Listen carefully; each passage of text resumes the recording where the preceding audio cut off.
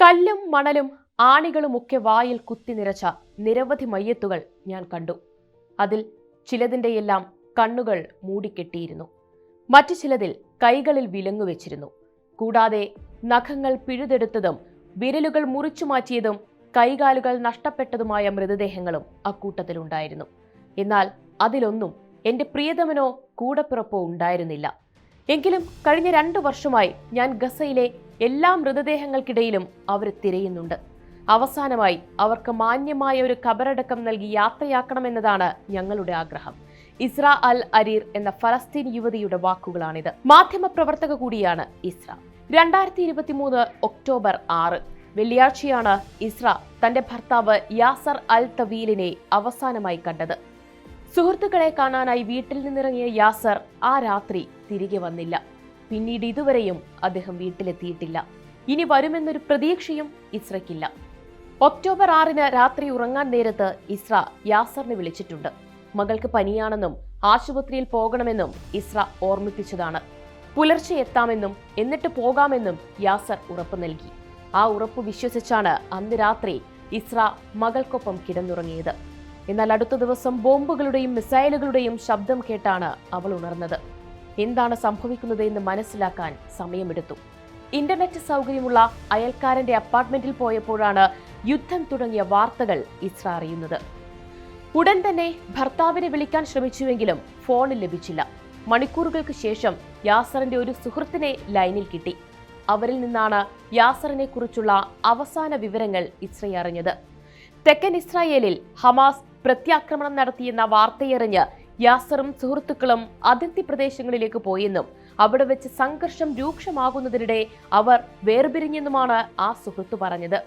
പിന്നീട് ഇതുവരെ യാസറിനെ കുറിച്ചുള്ള വിവരങ്ങളൊന്നും ഇസ്ര അറിഞ്ഞിട്ടില്ല. ഇതേ സമയത്താണ് സങ്കടം നിറഞ്ഞ മറ്റൊരു വാർത്തയും എത്തുന്നത്. സഹോദരൻ ദിയയെയും കാണാനില്ലെന്ന വിവരം വീട്ടിൽ നിന്നും അറിയിക്കുന്നത്. അന്നു മുതൽ ഇസ്ര തന്റെ പ്രിയതമനും കൂടപ്പിറപ്പിനും വേണ്ടിയുള്ള തിരച്ചിലിലാണ്. ഗസയിൽ തകർന്നു വീണ കെട്ടിടങ്ങൾക്കിടയിലും ആശുപത്രി കിടക്കയിലും അഭയാർത്ഥി ക്യാമ്പുകളിലുമെല്ലാം അവർക്കായി തിരച്ചിൽ നടത്തിക്കൊണ്ടിരുന്നു. ജീവനോടെ അവരെ തിരികെ ലഭിക്കില്ലെന്നുറപ്പിച്ച അവർ മൃതദേഹങ്ങളിലും അവരെ തിരയാൻ തുടങ്ങി. ചേതനയേറ്റ് കിടക്കുന്നതോ പരിക്കേറ്റ് കിടക്കുന്നതോ ആയ പ്രിയപ്പെട്ടവരുടെ ശരീരം കാണാൻ ശേഷിയില്ലാത്തതിനാലാണ് ബന്ധുക്കൾ മൃതദേഹം തിരയാൻ ഇസ്രയെ ഏൽപ്പിച്ചത്. അത്തരമൊരവസ്ഥയിൽ തന്റെ പ്രിയപ്പെട്ടവരെ കാണാനുള്ള മനക്കരുത്തില്ലെങ്കിലും ഇസ്ര ഈ ദൗത്യം ഏറ്റെടുത്തു. അത് തന്റെ പ്രിയപ്പെട്ടവർക്ക് മാന്യമായ ഒരു അന്ത്യയാത്രയെങ്കിലും നൽകണമെന്ന ആഗ്രഹത്താലാണ്. കാണാതായ ദിവസം മുതൽ ഇസ്ര റെഡ് ക്രോസിനെയും ഗസ ആരോഗ്യ മന്ത്രാലയത്തെയും മാറി മാറി ബന്ധപ്പെടുന്നുണ്ടെങ്കിലും നിരാശയായിരുന്നു ഫലം. ഒക്ടോബർ 10 താൽക്കാലിക വെടിനിർത്തൽ കരാർ നിലവിൽ വന്നതോടെ ഇസ്രായേലിൽ നിന്നും തിരികെ എത്തിക്കുന്ന ഓരോ മൃതദേഹങ്ങൾക്കിടയിലും ഇസ്ര തന്റെ തിരച്ചിൽ നടത്തുകയാണ്. ഇസ്രായേലിൽ നിന്നുള്ള മൃതദേഹങ്ങൾ എത്തിക്കുന്ന ഖാൻ യൂനിസിലെ നാസർ ഹോസ്പിറ്റലിൽ ഇസ്ര ഇന്ന് നിത്യസന്ദർശകയാണ്. ഇതുവരെയും തന്റെ ഉറ്റവരെ അവൾക്ക് കണ്ടെത്താനായിട്ടില്ല. എങ്കിലും അടുത്ത ദിവസം പ്രത്യാശയോടുകൂടി ആ ആശുപത്രി വരാന്തയിലേക്ക് ഇസ്ര വീണ്ടും ഓടിയെത്തും. അവിടെയുള്ള വലിയ സ്ക്രീനിൽ പ്രദർശിപ്പിക്കുന്ന മൃതദേഹങ്ങളുടെ ചിത്രങ്ങൾ ഓരോന്നും പരിശോധിക്കും. തന്റെ പക്കലുള്ള പ്രിയപ്പെട്ടവരുടെ ചിത്രങ്ങളുമായി അവ ഒത്തുനോക്കും. വലിയ സ്ക്രീനിൽ പ്രദർശിപ്പിക്കുന്ന ചിത്രങ്ങൾ ഓരോന്നും പലയാവർത്തി സൂം ചെയ്യാൻ അവൾ അധികൃതരോട് ആവശ്യപ്പെടും. നിരാശയോടെ തിരികെ പോകും. അടുത്ത ദിവസം വീണ്ടും വരും.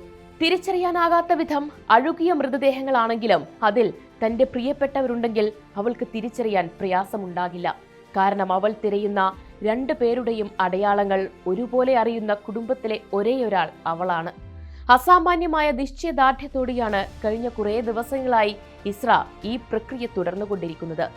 ദിവസങ്ങളോളം മൃതദേഹങ്ങൾക്കിടയിൽ ജീവിക്കുന്ന അവൾക്ക് ഹൃദയം കീറി മുറിക്കുന്ന കാഴ്ചകളും അനുഭവങ്ങളുമാണ് ഉണ്ടായിട്ടുള്ളത്. അൽ ജസീറയ്ക്ക് നൽകിയ ഒരു അഭിമുഖത്തിൽ അവൾ ഈ അനുഭവങ്ങൾ വിവരിക്കുന്നുണ്ട്. ജീവിതത്തിലെ ഏറ്റവും ഭയാനകമായ അവസ്ഥയിലൂടെയാണ് താൻ കടന്നു പോകുന്നതെന്നാണ് ഇസ്ര പറയുന്നത്. ഇസ്രായേൽ തിരിച്ചയക്കുന്ന മൃതദേഹങ്ങളിലൊന്നും അവരെ തിരിച്ചറിയുന്ന ഏതെങ്കിലും രേഖപ്പെടുത്തലുകളോ അടയാളങ്ങളോ അവർ ബാക്കി വെക്കുന്നില്ല. മാത്രമല്ല, ഒരിക്കലും തിരിച്ചറിയരുതെന്ന ഉദ്ദേശത്തിലാകാം ഭൂരിഭാഗം മൃതദേഹങ്ങളും അവർ വികൃതമാക്കിയിരിക്കുന്നു. പലതിലും ക്രൂരമായി പീഡിപ്പിക്കപ്പെട്ടതിന്റെ അടയാളങ്ങൾ കാണാം. ഈ നിലയിലുള്ള മൃതദേഹങ്ങളിൽ നിന്നും വേണം ഓരോ ഫലസ്തീനികളും തങ്ങളുടെ പ്രിയപ്പെട്ടവരെ തിരിച്ചറിയാൻ. ഹൃദയം നുറുങ്ങുന്ന വേദനയോടെയല്ലാതെ ഈ കാഴ്ചകൾ കാണാനാകില്ലെന്നാണ് ഇസ്ര പറയുന്നത്. ഇസ്രായേൽ ബന്ദികളുടെ മൃതദേഹങ്ങൾ മാന്യമായും തിരിച്ചറിയാൻ കഴിയുന്ന രീതിയിൽ അടയാളങ്ങൾ രേഖപ്പെടുത്തിയുമാണ് ഹമാസ് കൈമാറിയിരുന്നതെന്ന കാര്യവും ഇസ്ര ഇതിനൊപ്പം ചൂണ്ടിക്കാട്ടുന്നുണ്ട്. വികൃതമായ മൃതദേഹങ്ങളുടെ ഫോട്ടോയും തന്റെ കയ്യിലും മനസ്സിലുമുള്ള പ്രിയപ്പെട്ടവരുടെ സുന്ദരമായ മുഖങ്ങളും തമ്മിൽ ഒത്തുനോക്കുമ്പോൾ തന്റെ ഹൃദയം നുറുങ്ങുമെന്നാണ് ഇസ്ര പറയുന്നത്. ഇത് തന്റെ മാത്രം അനുഭവമല്ല. നാസർ ആശുപത്രിയിലെ വലിയ സ്ക്രീനിന് മുന്നിലെത്തി മൃതദേഹങ്ങൾ തിരയുന്ന ഓരോ ഫലസ്തീനിയുടേതുമാണ്. വസ്ത്രങ്ങളിൽ നിന്ന് മകനെ തിരിച്ചറിഞ്ഞ അമ്മയെയും ഒരു മയ്യത്തിനായി വാദിക്കുന്ന 3 കുടുംബങ്ങളെയും അവിടെ കണ്ട കാര്യവും വേദനയോടെ ഇസ്ര പറയുന്നുണ്ട്. തന്റെ പ്രിയതമന്റേതെന്ന് തോന്നിപ്പിക്കുന്ന ഒരു മൃതദേഹം ആദ്യം തിരിച്ചറിഞ്ഞെങ്കിലും കൂടുതൽ പരിശോധനയിൽ അത് യാസർ അല്ലെന്ന് മനസ്സിലാക്കിയ അനുഭവവും ഇസ്രയ്ക്കുണ്ട്. ഒക്ടോബർ 10 വെടിനിർത്തലിന് ശേഷം എപ്പോഴൊക്കെ ഇസ്രായേൽ മൃതദേഹങ്ങൾ കൈമാറിയിട്ടുണ്ടോ ആ ദിവസങ്ങളിലെല്ലാം ഖാൻ യൂനിസിലെ ആശുപത്രിയിൽ ഇസ്ര എത്താറുണ്ട്. ഇതുവരെയും തന്റെ ഉറ്റവരെ കണ്ടെത്താൻ അവൾക്ക് സാധിച്ചിട്ടില്ല. കൂട്ടിയിട്ട മയ്യത്തുകൾക്കിടയിൽ തന്റെ പ്രിയപ്പെട്ടവരെ തിരയുന്നത് അവസാനിപ്പിച്ച് വിശ്രമിക്കാൻ ഇപ്പോൾ ഇസ്രയുടെ കുടുംബവും സുഹൃത്തുക്കളും അവളോട് ആവശ്യപ്പെടുന്നുണ്ട്. ഇനിയും ഈ തിരച്ചിൽ തുടർന്നാൽ ഭർത്താവിന്റെ മയ്യത്ത് കണ്ടെത്തി ഖബറടക്കുന്നതിന് മുൻപ് ഇസ്രയ്ക്ക് വേണ്ടി ഖബറൊരുക്കേണ്ടി വരുമെന്നാണ് സുഹൃത്തുക്കളുടെയും ബന്ധുക്കളുടെയും ആശങ്ക. എങ്കിലും താൻ ഏറ്റെടുത്ത ദൗത്യത്തിൽ നിന്നും പിന്മാറാൻ ഇസ്ര തയ്യാറല്ല. പ്രിയപ്പെട്ടവരെ കണ്ടെത്തി അവർക്ക് മാന്യമായൊരു അന്ത്യയാത്ര നൽകാതെ പിന്മാറില്ലെന്ന ഉറച്ച തീരുമാനത്തിലാണ് ഇസ്ര.